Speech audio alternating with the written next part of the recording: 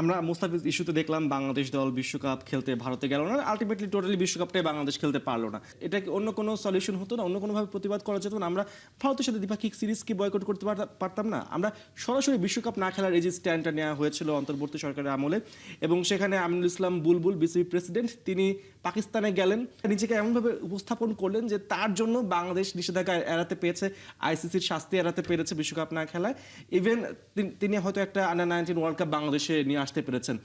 কিন্তু সেই Pakistani president, PCB president আমরা দেখতে পাচ্ছি মহসিন নাকভি, তিনি শ্রীলঙ্কার প্রেসিডেন্টের সাথে কথা বললেন এবং কথা বলে বলছেন শুধু আপনাদের জন্য আমরা ভারতের সাথে ম্যাচটা খেললাম। তো বাংলাদেশের এখানে ভূমিকাটা কি?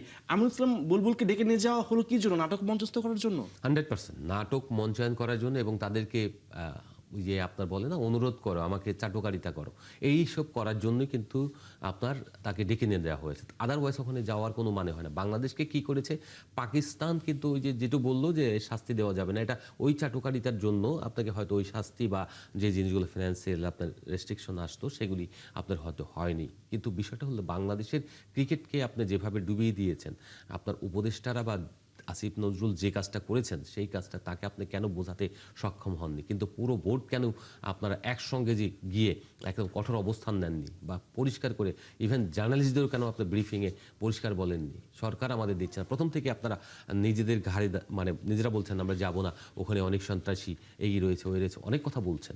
এই যে ওখানে অনেক সন্ত্রাসী বললেন, সব কিছুই হচ্ছে, সব দেশ খেলছে, বাংলাদেশের জন্য শুধুমাত্র সন্ত্রাসী এই যে কথাগুলো বললেন, আলটিমেটলি প্রতিদিন চিকিৎসার জন্য হাজার হাজার লোক যাচ্ছে ওই দেশে, তো সব তো মরে যাচ্ছে না, সব মেরেও ফেলছে না। এখন আমাকে গালি দিতে পারেন বা ওই যে বট বাহিনী দিয়ে অনেক কিছু করতে পারেন, তাতে আমার কিছু আসে যায় না। কিন্তু বাস্তবতা হলো বাংলাদেশের ক্রিকেটটা ইগো আর জুতো বলে না, বাইরে রেখে আসুন। যারা বলে একেবারে সত্য, ইগো দিয়ে আপনি স্যাটিসফাই হওয়ার জন্য আপনি খেলাটা বিশ্বকাপের মতো একটা ইভেন্টে বাংলাদেশকে খেলতে দিলেন না, যেটার জন্য প্রত্যেকটা দেশ যারা বিশ্বকাপ খেলে অপেক্ষা করে, এবং এই অর্জনটাকে আপনি বিসর্জন দিলেন। এতগুলো ছেলেকে বিসর্জন, একটা জাতিকে আপনি অবহেলা করলেন, অবজ্ঞা করলেন।